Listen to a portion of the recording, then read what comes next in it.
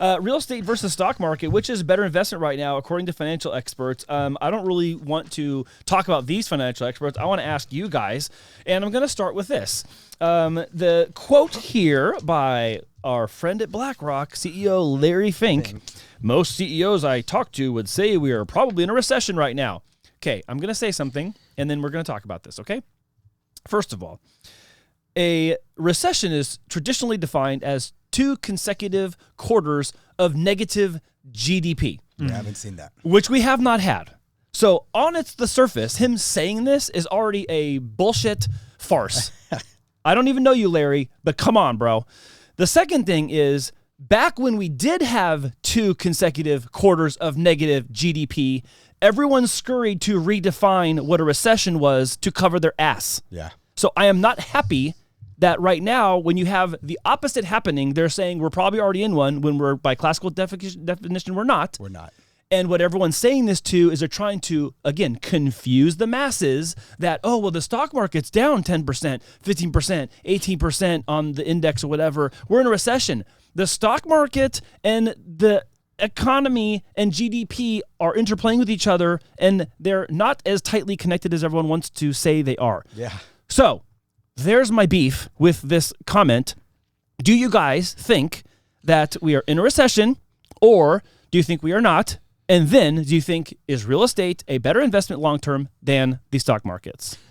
I believe it depends who you ask. You'll get a different answer of whether we're in a Because of politicization? Yes, exactly. That's such garbage. But truthfully, I mean, if you see it black and white and you go based off what the actual term is, then yes, we were in a recession. But, people can digest that however they want to. Now, as far as, whether you should buy real estate or buy stocks, I think it comes down to whatever you feel the most comfortable with, whatever you understand the most, because although both of them have great benefits, whatever makes you feel that you're going to be able to actually keep up with, you're actually going to, spend the time and invest into it, definitely start with that, because one of them I feel takes more time. The other one is more accessible where you can have it in your phone. Yeah. Whereas real estate is a lot more leverage. You do have a lot more risk involved, whereas with stocks, it's in your pocket, it's in your phone.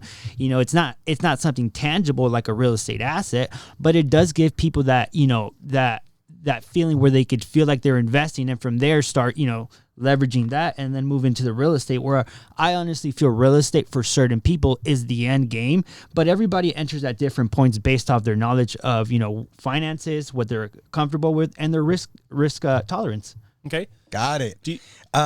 For me, obviously, the data does not show. We haven't seen the GDP down for 2 consecutive quarters, right? So we don't have that. So obviously, we're not there. But does it feel like a recession for some people? Absolutely. For me, for instance, it does feel like a recession because this is the 4th consecutive year going in the lowest home sales there's been. And so even though I'm not in the home sales, we're in the home financing, we feel the pain. And I don't care who it is, who you are out there in the nation, top producers, we all felt the pain. And it's still something that's being discussed. As far as buying a home versus stocks, a home provides shelter. A home provides a roof. A home provides an instrument that later down you can use for, utilize it however you wish to pay debt down, similar to a stock. But I just think the longevity of it, I feel an investment in real estate is going to be far greater. It's something that most people will understand. People will hold a home and know that while they're making their payments, they're paying down a principal on there. Therefore, they're creating more value. And it's something that's easier, understandable, a lot more basic. Whereas a stock, most people don't understand that. Most people, it's like, how do I crash the market, or where do I even go to invest? Sometimes they even say that, you could put a monkey in front of him and put a bunch of stocks and just have him throw darts at him, and he probably is going to make a better decision what stocks to buy versus a financial advisor. Yeah, random chance, yeah. Right? So who knows? For me personally, I think the most investors, they invest in real estate because it's predictable. Yeah. And so here in the article, it also says outlook for real estate market. While tariffs can cause uncertainty, historical speaking, investing in real estate is a solid bet. So I have both as my answer because we do both. Yeah. Right? We have money in the market, and then there's real estate holdings, right? Okay, so there's that part. yes, obviously you're living in your home, you need a place to stay, and you can leverage it later if you want to. One of the things that I think is important to clarify in this whole recession part, GDP, negative, 2 consecutive negative quarters, is with the Doge element, and I didn't say this, so I'm going to come back to it, and I'll come back on course. With how much government spending was also participatory in that third-party nature of that money coming from government spending into the markets, it does have a semi-inflated value that I think we're seeing that's going to get stripped out long-term over some of the markets maybe. But the other thing that happens is in the hedge fund world and in the investment world, hey, if something's 20% off, you're probably buying it, right? Yeah, so there's that element too where you're going to see these 5, 10, 20% dips, people can buy it. That's also true with real estate.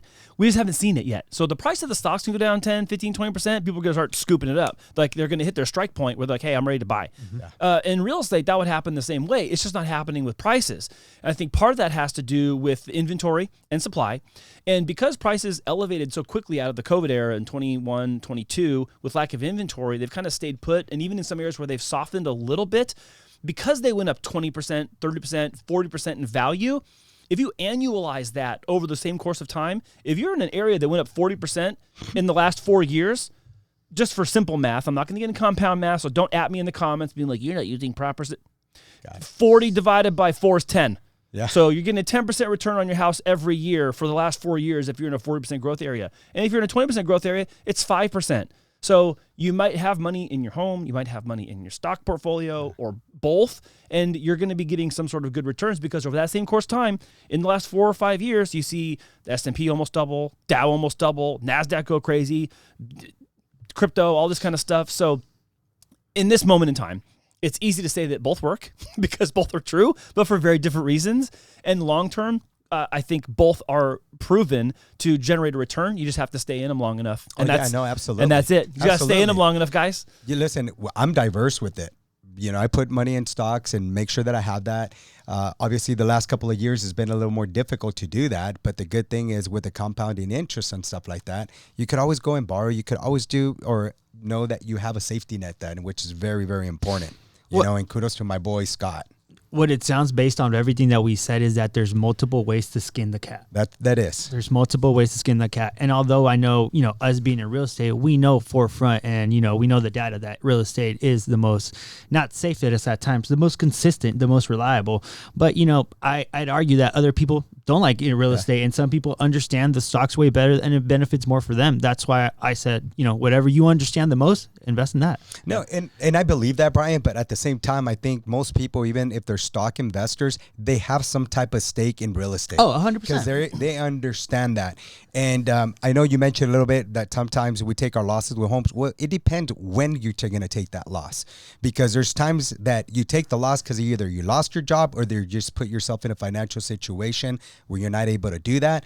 But if you're still paying your payment on time and all that, and you could sustain, recession, a meltdown and stuff like that and keep your home long term, the benefit's always I'm going to say actually the sacrifice of having that home is going to really outperform, and give you the greater benefit of it.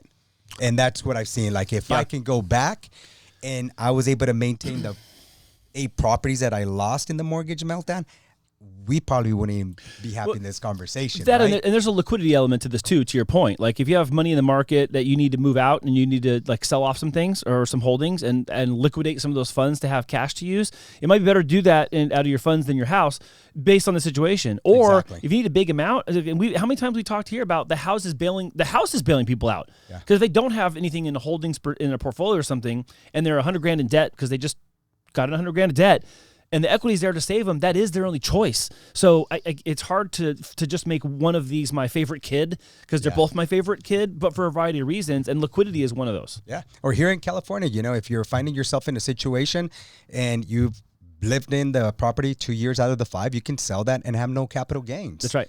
You know, and so now you can actually take that money, invest it however you wish, and put in the stocks, do it however you want to do that investment vehicle. Yeah. Yeah, that's good. So for me, again, I always go back to the house because the other benefit that you can do here in San Diego, we have that whole accessory dwelling unit that we can utilize our garage and convert it into a 1-bedroom or a studio and converting that.